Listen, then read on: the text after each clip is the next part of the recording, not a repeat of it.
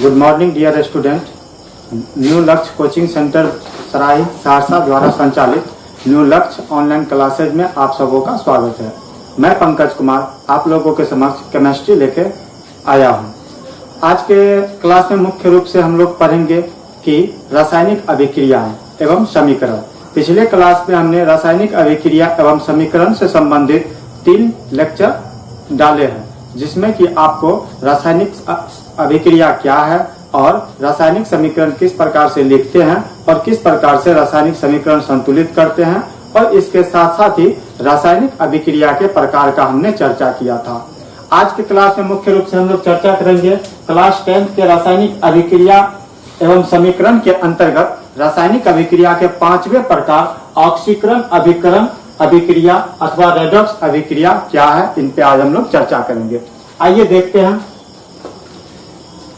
आज का टॉपिक है हमारा ऑक्सीकरण अभिकरण अभिक्रिया, और ऑक्सीकरण अभिकरण अभिक्रिया को ही हम लोग रेडॉक्स अभिक्रिया कहते हैं, रेडॉक्स रिएक्शन भी कहते हैं। तो ऑक्सीकरण अभिकरण रेडॉक्स अभिक्रिया क्या रहा है? वैसी रासायनिक अभिक्रिया जिसमें ऑक्सीकरण तथा अभिकरण दोनों अभिक्रिया एक साथ होती है, ऑक्सीकरण अभिकरण या रेडॉक्स अभिक्रिया कहलाती है। इट मीन्स कहने का मतलब हो गया कि ऑक्सीकरण और अभिकरण अभिक्रियाएं या रेडॉक्स अभिक्रिया वैसी अभिक्रिया है जिस अभिक्रिया में ऑक्सीकरण और अभिकरण दोनों प्रोसेस एक साथ संपादित होती है, उसे हम लोग ऑक्सीकरण अभिकरण अथवा रेडॉक्स अभिक्रिया कहते हैं। और रेडॉक्स अभिक्रिया को समझने से पहले हमें यह जानना पड़ेगा कि ऑक्सीकरण किसे कहते हैं और अभिकरण किसे कहते हैं। तो यहाँ पे हम ऑक्सीकरण और अभिकरण इन दोनों को डिफाइन किया है। आइए देखते हैं। ऑक्सीकरण अभिक्रिया ऑक्सीडेशन रिएक्शन। ऑक्सीडेशन रिएक्शन क्या रहा है?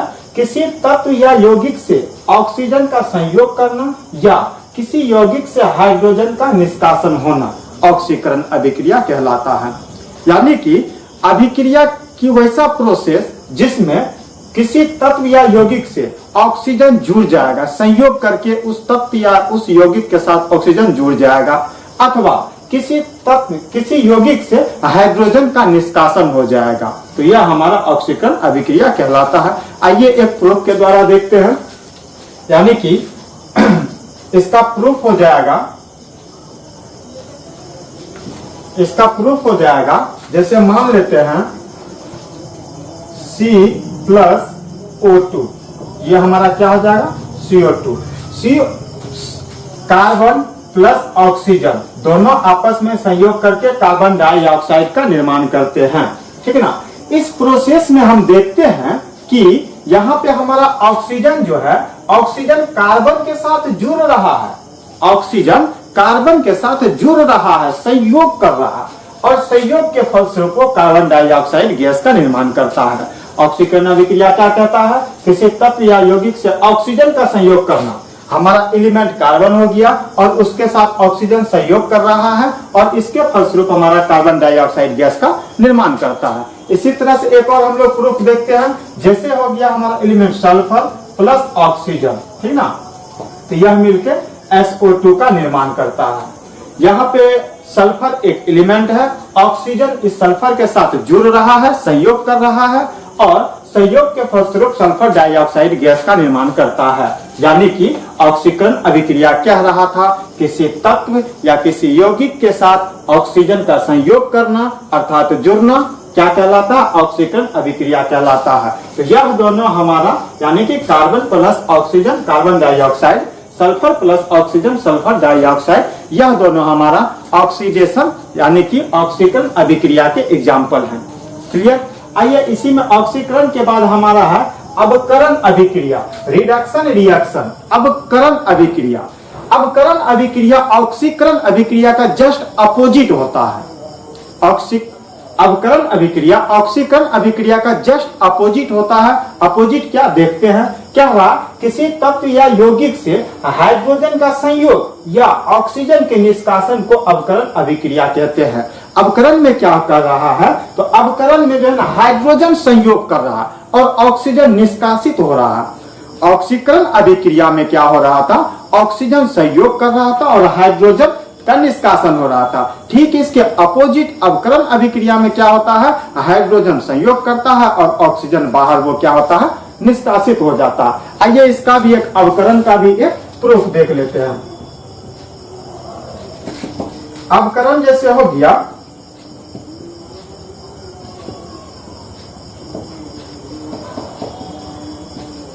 यहां पे एक रिएक्शन है, यानी कि हाइड्रोजन प्लस ऑक्सीजन, ठीक ना, दोनों आपस में संयोग करके जल बनता है। तो यहाँ पे यह अवकरण का एग्जाम्पल है। कैसे है देखते हैं। यहाँ पे ऑक्सीजन एक एलिमेंट है, ऑक्सीजन एक एलिमेंट है, ऑक्सीजन के साथ हमारा हाइड्रोजन क्या होता है, जुड़ रहा है, अर्थात वो संयोग कर रहा है।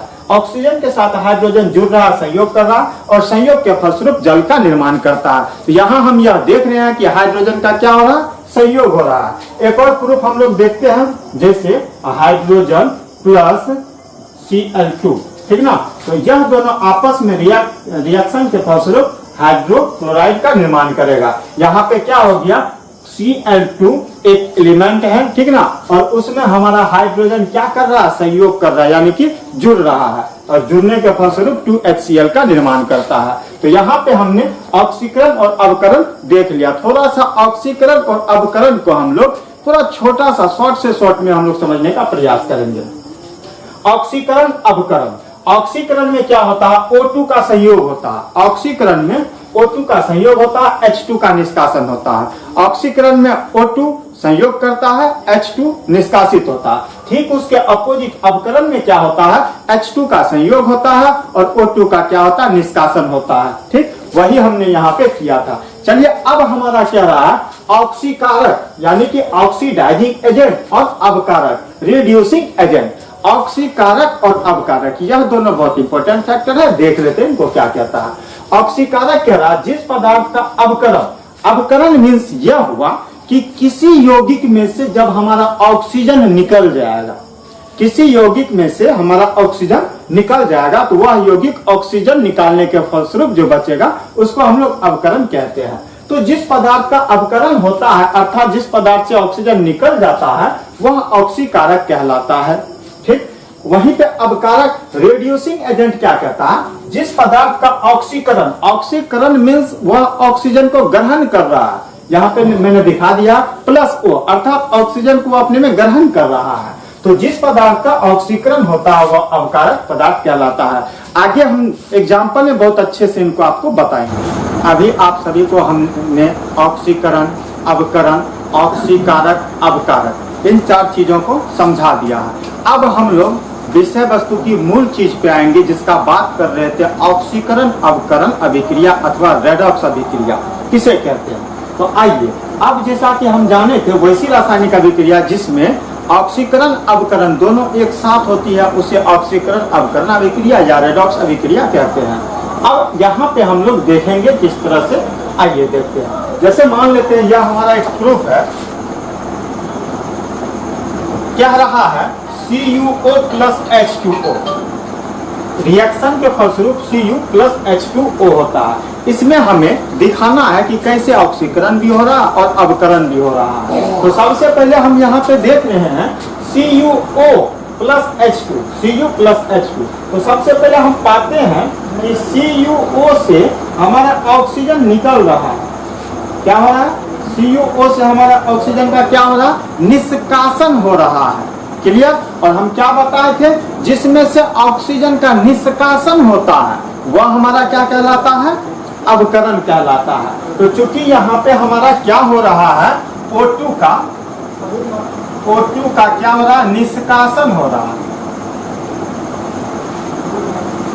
O2 का निष्कासन हो रहा है, अतः यह हमारा क्या हो जाएगा, अवकरण हो जाएगा। कहने का मतलब CuO में से ऑक्सीजन का निष्कासन हुआ, Cu बचा, यानी कि CuO का अवकरण के फलस्वरूप Cu बच गया। उसी तरह से यहाँ पे H2 है, H2 में हमारा क्या हो रहा है, ऑक्सीजन ऐड हो रहा है, ठीक ना। O2 H2 में O2 का संयोग, H2 में ऑक्सीजन का संयोग हो रहा। और हम बताए थे जब किसी एलिमेंट या यौगिक में ऑक्सीजन का संयोग होता है तो वह हमारा क्या कहलाता है, ऑक्सीकारक कहलाता है। अर्थात यहाँ पे हमारा क्या हो रहा है, ऑक्सीकरण हो रहा है, ऑक्सीकरण हो रहा है। अब इस रिएक्शन में हम पाते हैं कि CuO से ऑक्सीजन का निष्कासन हो रहा है, अतः CuO का अवकरण हो रहा है, अवकरण अभिक्रिया यहाँ फ्लो हो रहा है। वहीं पे H2 में ऑक्सीजन का क्या हो रहा है, संयोग हो रहा है, जुड़ रहा है। तो H2 के साथ ऑक्सीजन का संयोग होता है तो यह ऑक्सीकरण हो रहा है। और अब देखें तो पूरी अभिक्रिया में हमारा ऑक्सीकरण और अवकरण दोनों साथ साथ चल रही है। थोड़ा सा और इसको हम डिटेल से देखते हैं। यहाँ पे क्या रहा है, ऑक्सीकृत पदार्थ, सब्सटेंस ऑक्सीडाइज्ड, मतलब कौन सा इसमें ऐसा पदार्थ है, एलिमेंट है जिसका कि ऑक्सीकरण हो रहा, ऑक्सीकृत हो रहा। तो यहाँ पे देखिए CuO से क्या हो रहा, O2 का निष्कासन हो रहा है। थोड़ा सा बंद करो।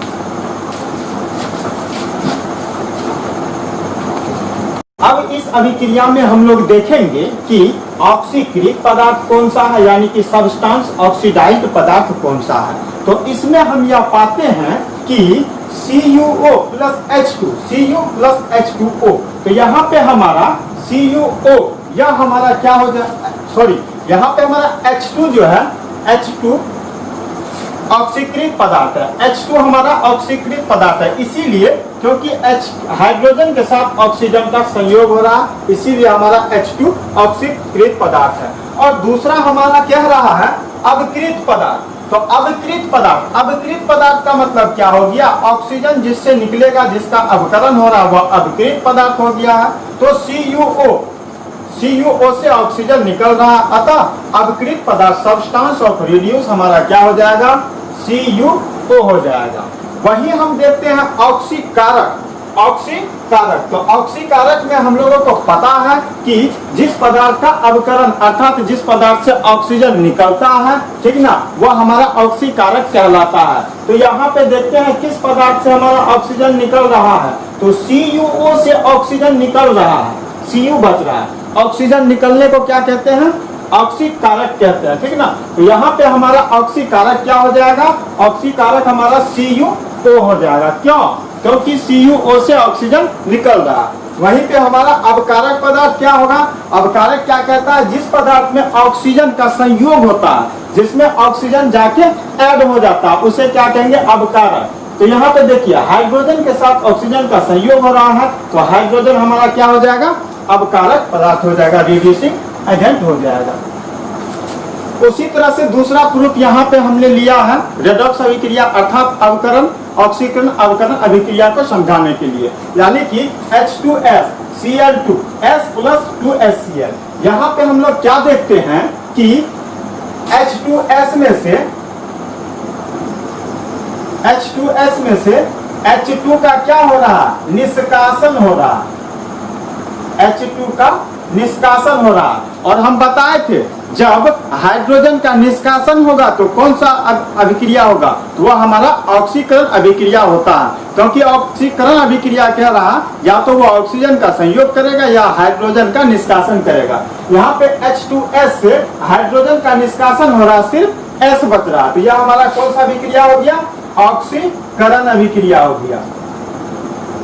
वहीं पे हमारा Cl2 में क्या हो रहा, हाइड्रोजन का संयोग हो रहा, यानी कि Cl के साथ हाइड्रोजन जुड़ रहा है।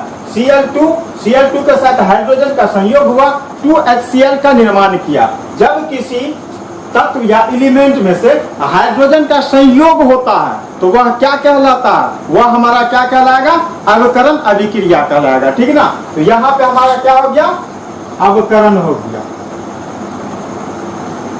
यह हमारा एग्जाम्पल कंप्लीट हो गया रेडॉक्स अभिक्रिया का। क्योंकि रेडॉक्स अभिक्रिया क्या कह रहा था, रेडॉक्स अभिक्रिया कह रहा था एक ही रिएक्शन में ऑक्सीकरण भी होना चाहिए, अवकरण भी होना चाहिए।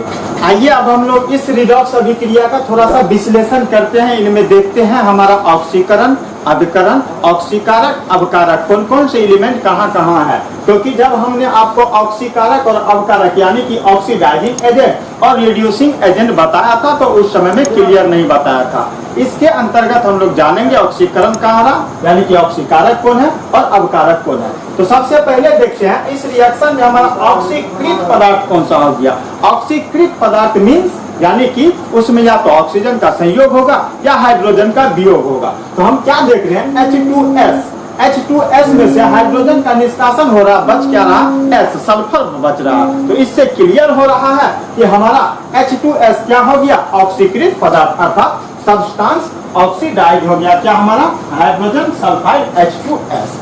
फिर हमारा दूसरा अवकृत पदार्थ सब्सटेंस रिड्यूस। अवकृत पदार्थ क्या हो गया, अवकृत पदार्थ कहता है कि जिसमें हमारा ऑक्सीजन का संयोग हो अथवा उसके साथ क्या हो, हाइड्रोजन का मतलब अवकृत पदार्थ में क्या करा, ऑक्सीजन का वियोग अथवा हाइड्रोजन का संयोग हो। तो यहाँ पे हम लोग क्या देखते हैं, अवकृत पदार्थ हमारा Cl है, Cl2 है, क्योंकि यह हाइड्रोजन के साथ संयोग कर रहा है। तो अवकृत पदार्थ सब्सटेंस रिड्यूस हमारा क्या हो गया, Cl2 हो गया।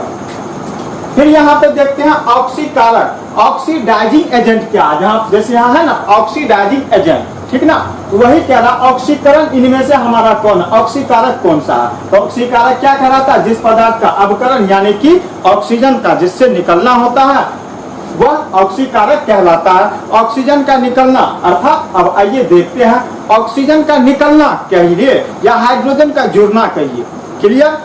ऑक्सीजन निकले हाइड्रोजन जुड़े, बात तो बराबर है, ऑक्सीकरण हो रहा, अथवा इसका जस्ट अपोजिट ऑक्सीजन निकले या हाइड्रोजन जुड़े, अवकरण, क्लियर। चलिए उसी तरह से कह रहा ऑक्सीकारक क्या होता है, तो जिससे ऑक्सीजन निकलता, ऑक्सीजन निकले चाहे हाइड्रोजन जुड़े। तो इन सभी में से किसमें हाइड्रोजन जुड़ रहा, तो यहाँ पे हम पाते हैं कि Cl2 में जो है ना हाइड्रोजन का संयोग हो रहा। तो यह हमारा क्या हो जाएगा, ऑक्सीकारक, ऑक्सीडाइजिंग एजेंट क्या हो जाएगा, Cl2 हो जाएगा। फिर है हमारा अवकारक, रिड्यूसिंग एजेंट। रिड्यूसिंग एजेंट अवकारक क्या कह रहा, पदार्थ का ऑक्सीजन ऑक्सीकरण प्लस O होता है, यानी कि जिस पदार्थ का ऑक्सीकरण होता है वह अवकारक कहलाता है। ऑक्सीकरण मतलब या तो उस पे ऑक्सीजन से संयोग करता है या हाइड्रोजन का वो क्या कहलाता है, निष्कासन करता है। तो इन सभी में से कौन सा हमारा है जो कि हाइड्रोजन को क्या कर रहा है, निष्कासित कर रहा है। तो H2S हाइड्रोजन सल्फाइड हमारा क्या कर रहा है, H2 का निष्कासन कर रहा है। तो अवकारक पदार्थ हमारा रिड्यूसिंग एजेंट H2S हो जाएगा। एक और एग्जांपल हम लोग समझेंगे इसका बहुत अच्छे से। आइए ऑक्सीकरण अवकरण यानी कि रेडॉक्स अभिक्रिया का हम लोग एक और एग्जांपल यहाँ पे लेंगे और इसे सीखने का प्रयास करेंगे।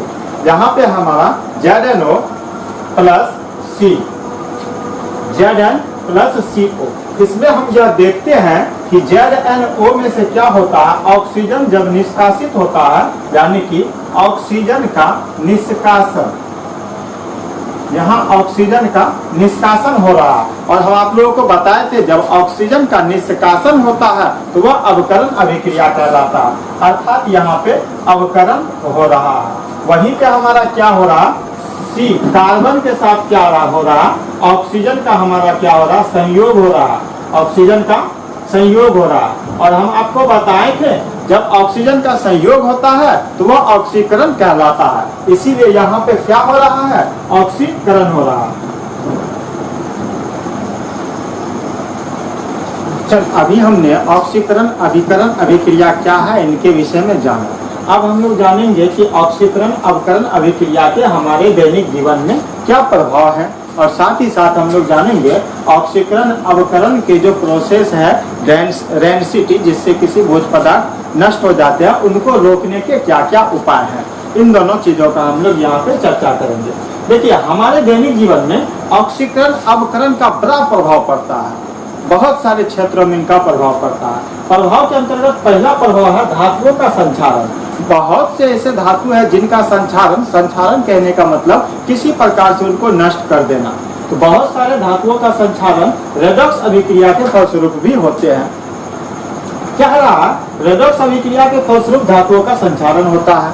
और किस प्रोसेस से होता है, तो संचारण एक ऐसी प्रोसेस है, ऐसी प्रक्रिया है जिसमें हवा एवं नमी की उपस्थिति में धातुओं से अभिक्रिया, कौन सी अभिक्रिया, रेडॉक्स अभिक्रिया, दोनों भी हो सकती है अथवा एक भी हो सकती है या रेडॉक्स भी हो सकती है। हवा एवं नमी की उपस्थिति में धातुओं से अभिक्रिया कर धातु के सतह को ये क्या करते हैं, नष्ट कर देते हैं, खराब कर देते हैं। जैसे एग्जाम्पल है लोहे में जंग का लगना। लोहे में जंग का लगना एक रासायनिक अभिक्रिया के एग्जाम्पल है। ये बहुत इंपॉर्टेंट टॉपिक है आपको, लोहे में जंग लगना, ठीक ना। यह एक रासायनिक अभिक्रिया का उदाहरण है। और देखते हैं आपको कभी कभी लोहे में जंग लगना, इसको कहता है सूत्र के माध्यम से भी दर्शाया है। आप लोग के बोर्ड के लिए भी बहुत इंपॉर्टेंट टॉपिक है, कहेगा लोहे में जंग लगना, इसे एक रासायनिक समीकरण सूत्र द्वारा प्रदर्शित करें। तो यहाँ पे सूत्र दिखाया गया है 4Fe + 3O2 + 2XH2O और आफ्टर रिएक्शन के फलस्वरूप 2Fe2O3 × XH2O का निर्माण करता है। कहने का मतलब हो गया यहाँ पे लोहे में जो जंग लगता है तो सबसे पहले कोई लोहा का सतह होता है। वहां पे देखिए 4Fe, कोई एक लोहा का सतह है। लोहा का सतह क्या करता है, 3O2 यानी कि ऑक्सीजन + 2XH2O, ऑक्सीजन और जल की उपस्थिति में वो क्या करता है, यानी कि लोहा, हवा एवं नमी 2H2O, जल क्या है, नमी है, इसकी उपस्थिति में धातुओं से ये सभी अभिक्रिया करता है और अभिक्रिया के फलस्वरूप किसका निर्माण करता है, 2Fe2O3 × XH2O अर्थात जंग का निर्माण करता है। इसमें आपको बता देना चाहेंगे 2Fe2O3 × XH2O है, जहाँ पे X आपको जल के अणु यानी कि H2O, जल हुआ, जल के कितने अणु है, एक अणु को तो H2O लिखते हैं, 2 अणु होता है तो 2H2O लिखते हैं, 3 अणु होते हैं तो 3XH2O लिखते हैं। तो इस तरह से यहाँ पे X जल के अणु को दर्शाता है, अर्थात जंग का सूत्र हो जाएगा 2Fe2O3 × XH2O।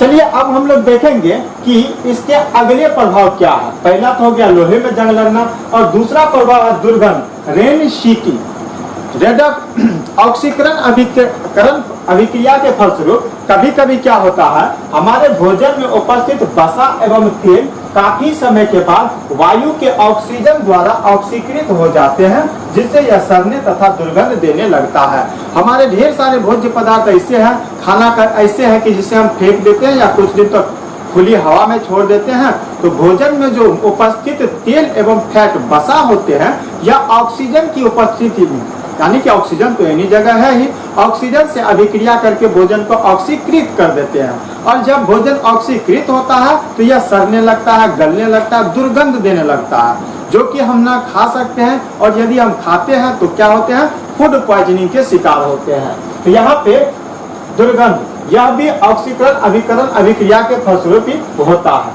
समझ गए। अब क्या रहा है, जब मान लीजिए किसी भोज्य पदार्थ में रेनसिटी हो गया, वो खराब हो गया, तो किसी भोज्य पदार्थ को ऑक्सीकरण अभिकरण अभिक्रिया के फलस्वरूप जो वो दुर्गंध देता है, दुर्गंधित होता है, रेनसिटी होता है, तो किसी भोज्य पदार्थ के रेनसिटी दुर्गंध को रोकने के क्या उपाय है। ये अगला है हमारा कि भोजन के दुर्गंध से रोकना।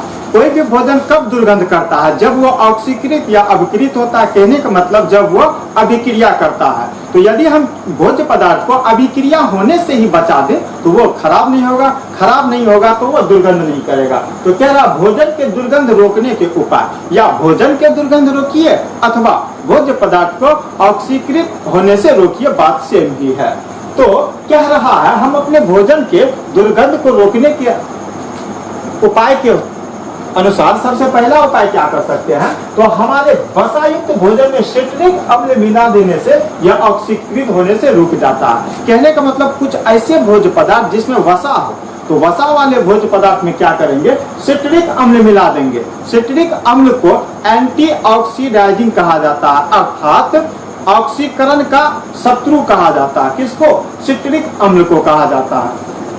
तो वसायुक्त भोजन में सिट्रिक एसिड मिला देंगे, सिट्रिक अम्ल मिला देंगे, तो यह भोजन को ऑक्सीकृत होने से रोकेगा। और जैसे ही ऑक्सीकृत होने से रोका, इट मींस भोजन को खराब होने से रोका है।